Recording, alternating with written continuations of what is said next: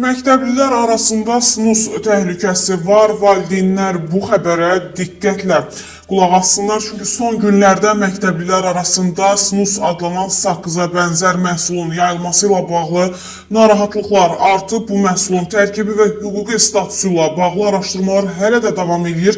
Uşaqlar isə onun tərkibi və təsirləri barədə məlumatlı olmadan istifadə edirlər. Ekspertlər arasında bu məhsulun narkotik və ya psixotrop maddə kimi qiymətləndirilib, qiymətləndirilməyəcəyi barədə fikir ayrılıqları var.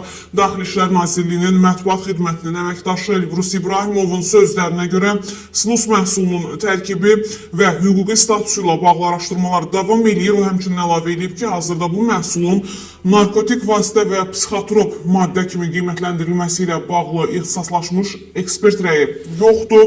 Eyni zamanda İbrahimov vurğulayıb ki, tərkibində nikotin olan məhsulların və tütün məmulatlarının yetkinlik yaşına çatmamış şəxslərə satılması qanunvericiliklə qadağandır.